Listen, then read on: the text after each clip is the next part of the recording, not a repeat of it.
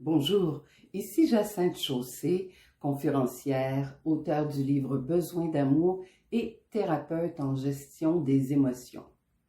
Aujourd'hui, la conférence porte sur l'importance de vivre au présent.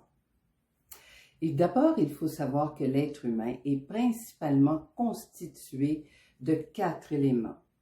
Un corps physique, un mental, des émotions, ainsi qu'une pile énergétique qui est invisible pour les yeux, notre source, notre essence intérieure, notre véritable nature. Celle-ci contient tout ce dont nous avons besoin pour surmonter les épreuves de la vie. Courage, détermination, sagesse, confiance, dignité, intuition, humilité, authenticité, sérénité, puissance et bien plus encore. Je vais vous poser quelques questions et vous laisser le temps de quelques secondes pour y réfléchir avant de vous donner ma version. D'après vous, est-ce que le mental vit dans le présent? Est-ce que le corps, l'enveloppe physique, vit dans l'instant présent? Quant aux émotions, qu'en est-il? Et le mental, vit-il plutôt dans le présent ou dans le passé et le futur? Alors voilà, le corps physique vit dans l'instant présent. Je n'ai plus 20 ans et je n'en ai pas encore 80. Il vit aujourd'hui. Pour ce qui est du mental, qui génère des émotions, le mental, lui, vous l'aurez remarqué, vit plus souvent dans le passé et dans le futur.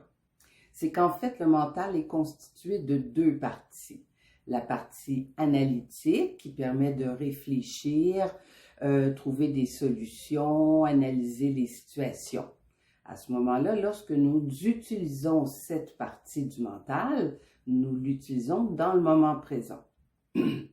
L'autre partie est celle qui est réactive. On parle du mental réactif. Et c'est lui qui génère des émotions, et c'est lui également qui nous trimballe du passé au futur plus souvent qu'autrement.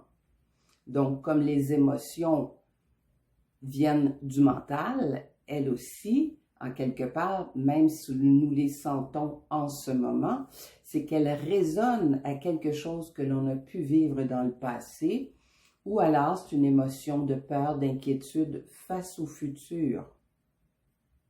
Donc, pour se ramener dans le moment présent, il y a quelques petites choses. Tout d'abord, tout ce qui concerne le corps, puisqu'il vit dans l'instant présent.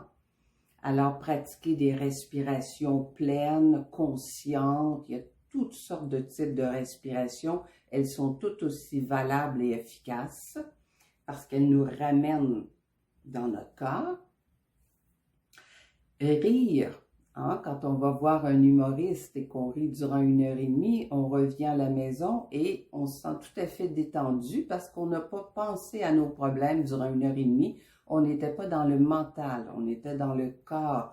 Parce que rire, ça dégage énormément aussi le plexus solaire. On dit que rire, ça dilate la rate. Donc, ça nous ramène dans le corps. S'étirer, bâiller est excellent parce qu'il nous amène à prendre de grandes inspirations. Se faire masser pour les personnes qui aiment ça. Et toute forme d'exercice que l'on fait en étant tout à fait présent. Ensuite, il y a tout ce qui nous ramène à notre pile d'énergie, notre source, notre essence, notre nature véritable qui est en nous. Saint-Exupéry disait que l'essentiel est invisible pour les yeux. Alors, cette pile d'énergie qui nous tient en vie, qui fait que lorsqu'elle sort du corps, alors à ce moment-là, nous décédons. Donc, tant que nous sommes en vie, nous avons cette pile d'énergie de milliers de milliards de volts d'énergie créatrice, d'énergie d'amour, d'énergie douce, sage et puissante. Alors, bien sûr, les gens qui méditent, en fait, ce qu'ils cherchent, c'est à se déconnecter du mental pour revenir en contact avec son être intérieur qui, lui, ne vit que dans le présent. Une autre façon très simple, très agréable de se reconnecter à son être, c'est de faire quelque chose de créatif. Et oui, la créativité est une forme de méditation qui, elle, est active. Alors, ça peut être de cuisiner de nouvelles recettes, d'oser coudre un vêtement, de rénover ou de fabriquer un meuble, de faire du dessin, du collage, de la poterie, de la musique, du théâtre, tout ce qui vous inspire, tout ce qui fait que vous êtes dans votre intuition, votre inspiration profonde, dans votre enthousiasme naturel. D'ailleurs, la créativité fait partie des 7 besoins fondamentaux de l'être humain. Ces besoins, on les appelle fondamentaux parce qu'ils sont la fondation, le fondement de l'épanouissement, de l'estime de soi. Alors, les 6 autres besoins sont amour, sécurité, écoute, reconnaissance, affirmation, liberté d'être et créativité. J'y reviendrai tout à l'heure. Maintenant, parlons un peu du fameux mental. De par sa nature qui est inquiète, le mental réactif ne supporte pas l'inconnu, l'inattendu, l'incontrôlable. Donc, il n'aime pas les changements. Et c'est pourquoi, d'ailleurs, il cherche bien souvent à vouloir tout contrôler. Les gens, la température, etc. Alors, c'est lui qui s'accroche au passé afin de garder ses repères. Parce que c'est ça qu'il connaît, il les connaît, ses repères. Donc, si parfois ces repères sont malheureux, le mental préfère rester là tout de même parce qu'il sait ce qu'il en est. Puis, il craint le futur parce qu'il ne sait pas ce qui l'attend. Donc, il craint l'inattendu, l'incontrôlable, l'imprévisible.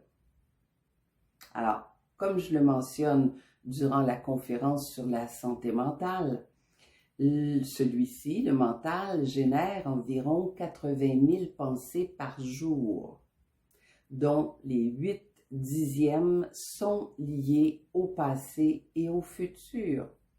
Alors, si dans les prochains jours, vous commencez à observer les pensées, vous remarquerez qu'elles vont bien souvent vous ramener dans le passé, ou sinon vous mettre dans un état d'inquiétude face à l'avenir. Alors l'avenir, ça peut être dans quelques heures, demain, dans quelques mois ou dans quelques années. Est-ce que, d'après vous, le passé est la réalité du moment? Est-ce que le futur existe dans la réalité du moment? Eh bien non. Ici maintenant, le passé, le futur. Donc le mental réactif, celui qui génère des émotions, ne vit pas dans le présent. Il nous trimballe, des fois en quelques secondes, il nous ramène dans certaines souffrances, certaines situations du passé, voire même jusqu'à la petite enfance. Et il nous projette dans l'avenir à s'inquiéter de ce qui peut se passer, de ce qui pourrait arriver. Donc, ce n'est pas lui qui peut nous amener à vivre pleinement les bons moments de la vie, n'est-ce pas? Quant aux émotions, comme je vous le mentionnais, elles sont provoquées par le mental. D'ailleurs, vous pouvez faire l'expérience tout de suite maintenant.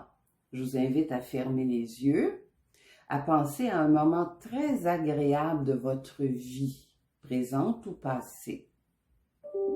Inspirez, prenez le temps de ressentir cet état très agréable. Maintenant, pendant quelques secondes, je vous invite à penser à une situation qui vous choque ou qui vous a beaucoup choqué, dérangé. Puis simplement d'y penser, observez dans votre corps. Est-ce qu'il y a une tension qui se crée en quelque part au niveau physique? Est-ce qu'il y a une émotion?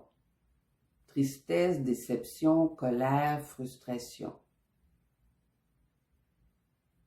Et pour terminer, je vous invite à penser à un rêve que vous aimeriez qu'il se réalise. Un rêve que vous projetez, que vous nourrissez, que ce soit réaliste ou non. Vous y pensez.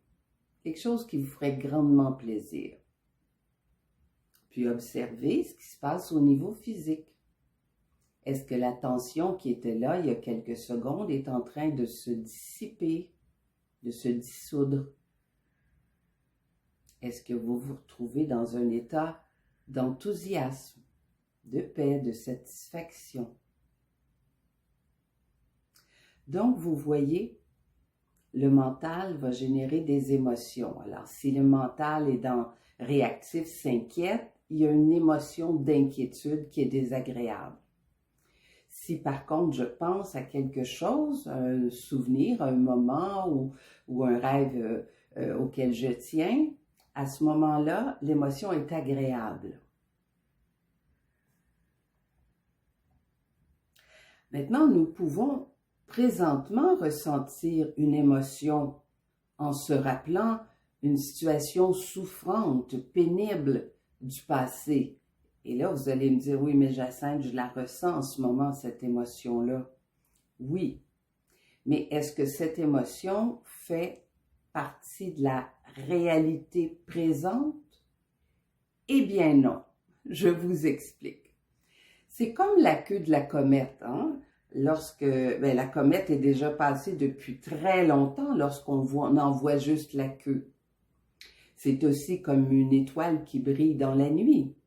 En fait, ce n'est pas l'étoile que l'on voit, mais bien la lumière qui en provient, parce que l'étoile elle-même s'est éteinte il y a des centaines d'années, voire des milliers. Alors, ce qu'on voit, c'est ce qui se répercute. Alors, les émotions souffrantes que nous ressentons aujourd'hui sont en fait comme la queue de la comète. On les ressent parce que le mental nous ramène dans le passé. Donc, les émotions sont du passé et on en ressent l'effet. Tout ça pour vous dire que la seule chose, les deux seules choses qui vivent vraiment dans l'instant présent, c'est notre corps, hein, de seconde en seconde, et notre être, notre source, notre « je suis véritable », le meilleur de soi. Je ne vous apprends rien en vous disant qu'aujourd'hui, on vit dans une société qui génère beaucoup de stress, hein? Et quand on est en stress, on se retrouve dans le passé ou à s'inquiéter pour le futur. On n'est plus dans nos bottines, on n'est pas dans le moment présent. Parce que dans le moment présent, comme il n'y a pas d'émotion, ce n'est que bien-être. C'est un peu comme lorsque vous allez vous promener dans la nature et vous revenez, vous vous sentez totalement calme, détendu, dans un état d'enthousiasme, de paix, de joie. Hein, parce que vous vous êtes retrouvé dans un endroit qui est tout à fait déstressant, non stressant.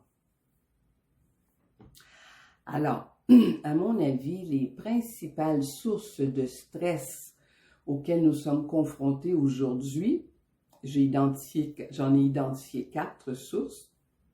Le paraître, plaire, produire et performer. Alors, ces 4 sources, ces PPPP, peuvent s'appliquer à tous les aspects de notre vie au niveau personnel, familial, social, parental, professionnel. Alors, le besoin de paraître, on le voit beaucoup par les réseaux sociaux, le besoin de plaire, le besoin de produire, les gens ont de la difficulté à juste ne rien faire. Puis de performer, c'est de vouloir en faire encore plus, dépasser ses limites dans le but d'être apprécié. Alors, ces PPPP nous ont éloignés de nous-mêmes, de notre authenticité, de notre vérité, de la réalité de l'instant présent, en nous faisant miroiter des objectifs de bonheur illusoires, tels que la réussite, le pouvoir, l'image que l'on donne, les possessions matérielles, etc. Et pourquoi tout ça? Dans l'espoir d'être reconnu, apprécié, valorisé des autres, de nos proches, de nos patrons, collègues, la société finalement. Au lieu de se connaître, se reconnaître et s'apprécier soi-même. Tout à l'heure, je vous parlais des 7 besoins fondamentaux dans lesquels il y a la reconnaissance. Alors, attendre, espérer que les autres comblent notre besoin de reconnaissance est une illusion parce que personne ne pourra réellement combler ce besoin autant que soi-même. Et comme c'est une illusion, ce n'est donc pas réel. Et comme ce n'est pas réel, ça ne fait pas partie du présent qui, lui, n'est que la réalité. Passons maintenant aux deuils qui sont à faire pour vivre pleinement le moment présent. Les événements souffrants du passé nous influencent. Vous le savez, ce que l'on a pu vivre précédemment, qui nous a fait beaucoup de peine, de grandes déceptions, vont influencer nos pensées, nos croyances, nos comportements, nos relations, nos attentes et nos décisions d'aujourd'hui. Il est donc important de faire la paix avec ces événements afin de faire de nouveaux choix de vie qui, eux, soient en accord avec la réalité du moment, la réalité d'aujourd'hui. Alors, notre enfance ne s'est pas toujours déroulée comme nous l'aurions souhaité. Nos besoins d'amour, de sécurité, d'écoute et de reconnaissance n'ont pas tous été comblés. Nous avons donc des deuils à faire. L'enfance idéale, la famille idéale, l'emploi idéal, conjointe idéal, la santé idéale, le compte en banque idéal, etc. Alors, la peine, la frustration, colère ou déception qui découle de ce qui nous a manqué, dont on aurait eu besoin, voilà qui nous empêche de profiter pleinement du présent. Parce que ces événements-là, on les trimballe avec nous. Ils prennent de la place, ils prennent trop de place. Un peu comme si un nuage qui nous cache le soleil. Alors, moi, je pense qu'il importe de faire, au fur et à mesure, les deuils de ce que nous n'avons pas eu, de ce que nous n'avons pas vécu d'heureux. Alors, il y a des petits deuils, des moyens, des grands. Les deuils ne sont pas nécessairement reliés à des décès. Ça peut être ce qu'on appelle des deuils blancs. Comme je l'explique dans la conférence sur les différents deuils de la vie, ça peut être le deuil un petit peu comme je viens de le mentionner, ce que je n'ai pas eu d'idéal. Ça peut être la perte de son logement, une rupture relationnelle, perdre une partie de sa santé. Et pour vivre en paix et en harmonie aujourd'hui, il est nécessaire de renoncer à ces vieilles rancunes face à des personnes qui ont pu nous faire souffrir auparavant. Et ça se fait par le pardon. Une fois libérés du fardeau des rancunes que l'on porte, alors nous pouvons utiliser notre pouvoir personnel, notre sagesse intérieure pour faire de nouveaux choix, prendre de bonnes décisions, des décisions qui vont favoriser notre bien-être, notre épanouissement, des choix, des décisions qui correspondent à nos véritables aspirations, pas celles du mental, celles de notre être intérieur. Et à quoi les êtres humains aspirent-ils? Paix, bonheur, n'est-ce pas?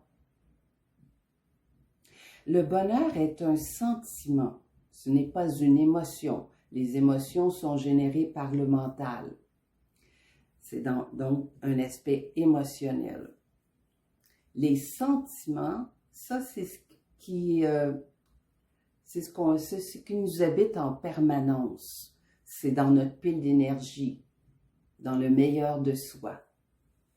Alors le bonheur est un sentiment qui nous habite en permanence et qui ne dépend aucunement de ce qui se passe à l'extérieur. Alors les sentiments de paix, de joie, de sérénité, de confiance nous habitent en permanence. Lorsqu'il se passe quelque chose de dérangeant autour de soi, tout de suite notre mental prend le contrôle, génère des émotions. Et là on est déconnecté de soi. On est déconnecté de ce qui est pourtant là, bonheur, paix, sérénité, confiance, etc. On est simplement déconnecté. On n'est plus dans le présent.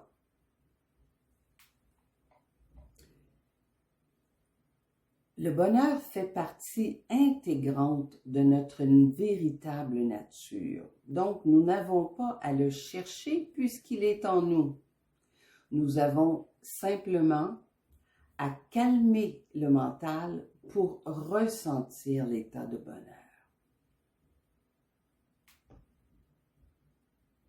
Alors, quelques questions. Est-ce que j'attends que la vie soit bonne pour moi et ensuite je serai heureuse? Je me pose la question. L'ego répond, quand tout ira bien pour moi, je serai heureuse. Le sage en moi dit, quand je serai heureuse, les choses iront mieux pour moi. Alors l'ego, qu'est-ce que c'est? Ben, c'est le personnage que l'on se crée dès l'enfance pour se protéger de la malveillance d'autrui ou simplement du manque d'amour.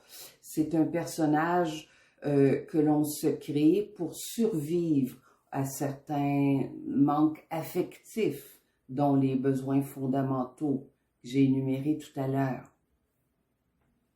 Alors, ce que ça veut dire, c'est que si j'attends d'être heureuse, alors que le bonheur est en moi, ben j'attends longtemps.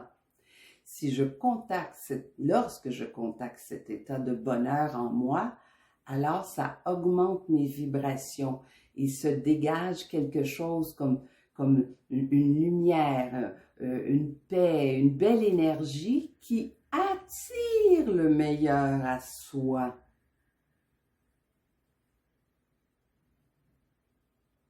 Alors, lors des ateliers que j'anime sur les différents deuils de la vie, où j'explique les étapes du processus de deuil, je parle entre autres du lâcher-prise.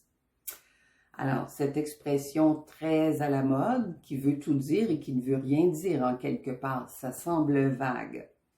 Alors, moi, j'ai résumé ça en une phrase très, très, très simple. C'est ça qui est ça. En fait, lâcher prise, ce n'est pas accepter. L'acceptation vient plus tard dans les étapes du processus de deuil.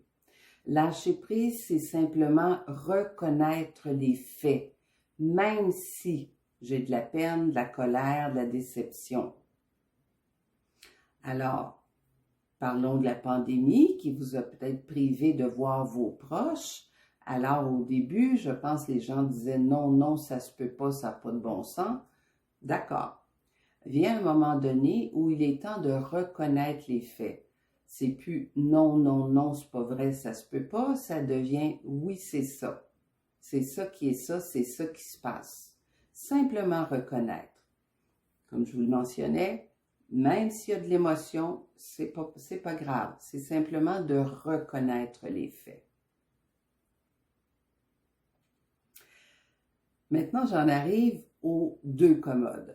Alors, dans le livre Besoin d'amour, que j'ai écrit il y a quelques années, qui parle, entre autres, qui explique de long en large les 7 besoins fondamentaux, leur importance et leur impact dans notre vie d'aujourd'hui.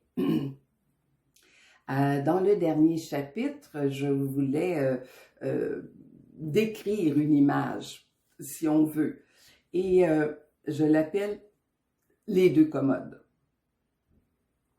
Alors, imaginons que tous les êtres humains viennent au monde avec 2 commodes contenant X nombre de tiroirs chacune. D'accord? Ça, c'est la commode des peurs. Ici, la commode du cœur. Les peurs générées dans le mental qui nous trimballent du passé au futur. Et la commode du cœur qui, elle, ne vit que dans l'instant présent. Alors, je vais vous montrer quelque chose pour imager mon propos.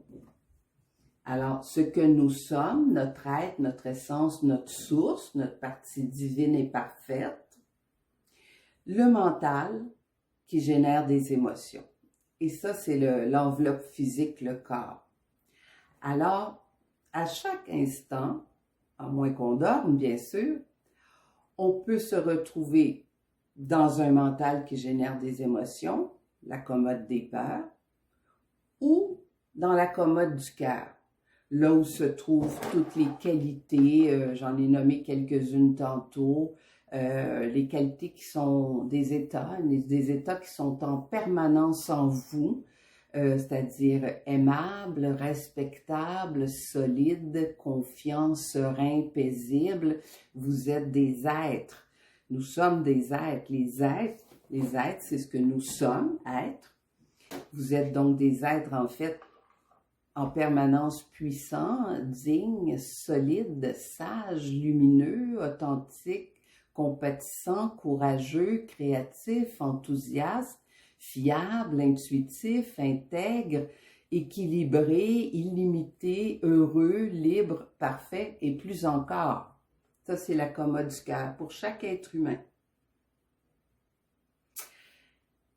Alors, on peut aller passer l'après-midi dans la nature, puis se retrouver dans la commode du cœur, paisible, serein, comblé, satisfait. On arrive à la maison, puis là, je sais pas, la police appelle pour dire que notre fille a été arrêtée, par exemple. Et là, c'est la panique. Là, on se déconnecte en une fraction de seconde de la commode du cœur pour se retrouver dans la commode des peurs. C'est pas long, hein? Une demi-seconde. Et ce, on pourrait nommer des centaines d'exemples qui fait qu'on est bien tout à coup, puis il y a quelque chose qui se passe à l'extérieur. On n'a rien perdu de ce que l'on est. On s'est déconnecté. Le mental réactif a tout de suite pris le contrôle. Alors, moi, ce que je vous dis, c'est que si on peut passer de là à là en une demi-seconde, ben, on peut aussi passer de la peur à l'amour, à la paix en une demi-seconde. C'est le même chemin, il est juste inverse. Et c'est un choix. C'est ce qu'on appelle le libre arbitre. À chaque instant, nous avons le choix. Où est-ce que je veux me retrouver? Dans un état paisible, calme et serein qui va m'aider à prendre les bonnes décisions ou dans la peur, la colère, la panique la frustration qui va probablement m'amener à prendre de mauvaises décisions.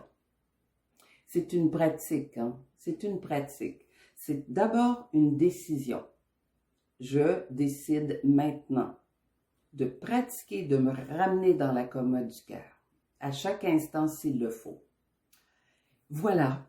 Alors, si vous avez des questions ou que vous aimeriez m'écrire vos commentaires sur la conférence, ou encore si vous souhaitez vous procurer le livre Besoin d'amour, afin de mieux vous connaître et vous comprendre, j'ai écrit le livre de façon fictive, romancée, où on suit l'histoire de 9 personnages très variés durant l'enfance, l'adolescence, la vie adulte. Et là, ils ont vécu des enfances difficiles, donc parfois on peut se reconnaître dans ces personnages ou reconnaître nos proches. Et vers la fin du livre, là on découvre comment chacun des personnages a trouvé sa solution pour émerger de ses douleurs, s'épanouir et s'accomplir. Alors voilà, si vous voulez donc me joindre, vous pouvez le faire via mon site internet à jacintechose.com. Merci.